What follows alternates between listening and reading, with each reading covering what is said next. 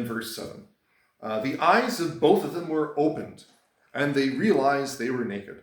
So they sewed fig leaves together and made coverings for themselves. And there's been a few different explanations for this. The one that I'm thinking of is more, you'll see in Old Testament, New Testament, the first and the sixth commandments are usually linked. So idolatry and adultery. So when man and woman, they fell into sin, they are seeing each other naked. And then instead of seeing the object of their love, they're now seeing an object of their lust. That instead of seeing this as somebody that they should love, cherish, and honor, this was now somebody who is an instrument of their pleasure. So ashamed, they are hiding themselves so that they do not face up to this givenness towards lust. But some people are just giving it a little bit more superficial interpretation where they say, no, well, they're just ashamed of themselves. So as you might look in the mirror and go, I hate myself, you want to turn away. That's more superficial reason that other people are saying. But I think no, I think it's linked to, well, they are trying to be like God, so they're committing idolatry, and then they were also committing adultery at that time, so they're realizing, no, I need to hide. This really comes up more so when you get to the next verse.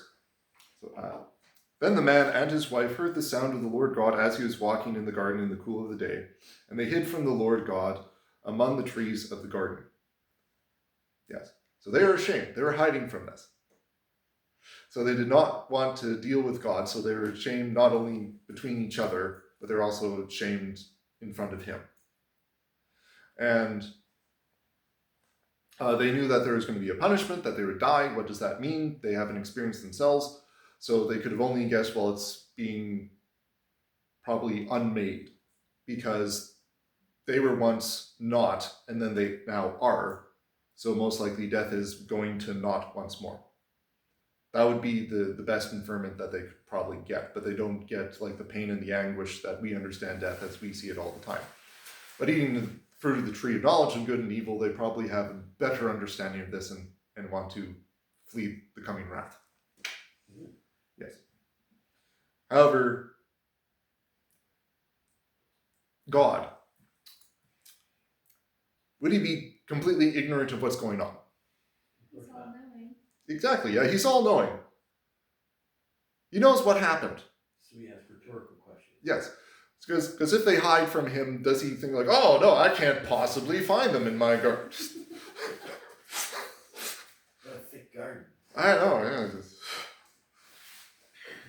So in verse 9, when the Lord God calls out to the man, where are you? It is actually more of a chance for the man to come out and confess his sin. God knows he sinned, the man knows he sinned, but instead of actually confessing his sin for the forgiveness, he is trying to hide. Yes. I should also mention with the specific verbiage, and I need to look up the actual Hebrew again, but I remember a commentator saying that when it says that Adam and Eve hid, like they hid, I believe it's something more along the lines of they hid themselves, to imply that they hid apart from each other. So also the breakdown in the relationship between the two. Yeah, so that's what sin introduces. Breakdowns in relationship, not only with God, but with your fellow human beings.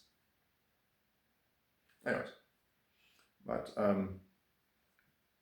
verse 10. So the man, Adam, answered, I heard you in the garden. I was afraid because I was naked, so I hid.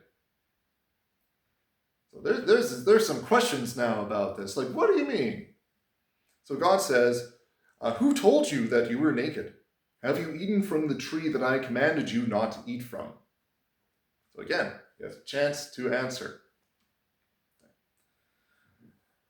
So does he take responsibility for his own actions and recognize that he is a sinner and that he needs to do good? No. Okay. So we find now the reverse order of what was going on with the sinfulness. Okay. So the man said, the woman that you put here with me, she gave me some fruit from the tree and I ate it. Yeah. So Adam is blaming Eve and also bringing God into this. Is like, you put her here with me. This is wrong. And hence now we also find the go-to for sin.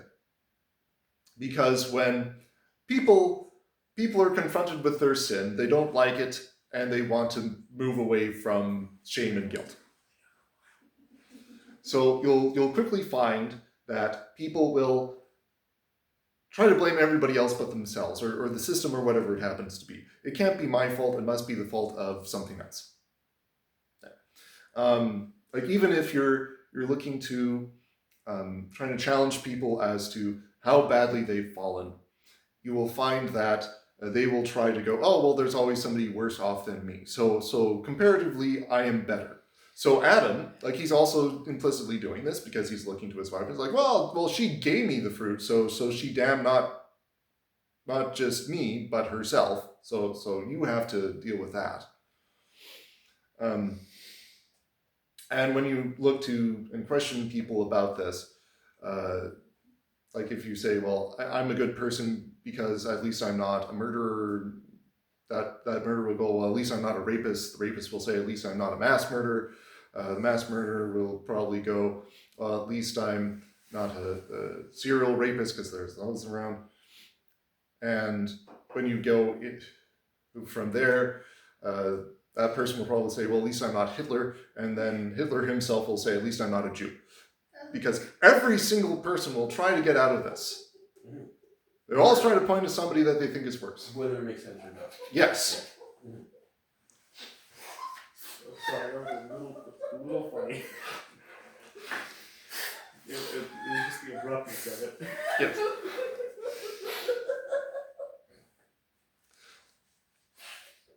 I'm sorry. Expecting that to go. Well, that's because this is the first time you heard me say that. I've been saying this for the past few years.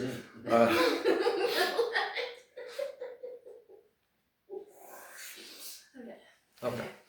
Yeah, okay. In any case, people will try to find somebody else to compare themselves to that they would presumably be better than, or they can actually blame for their own sin. Yeah, because sinners, since you're a self-legislator, since you're your own God, you cannot mess up. Your commands, your rules for yourself, they're key to, well, the pinnacle of goodness. Therefore, it must be somebody else. So as long as you are your own God, somebody else is the devil. Okay. So now what does the woman do? So God turns to her, and let's see if she will take responsibility for her own actions. Okay.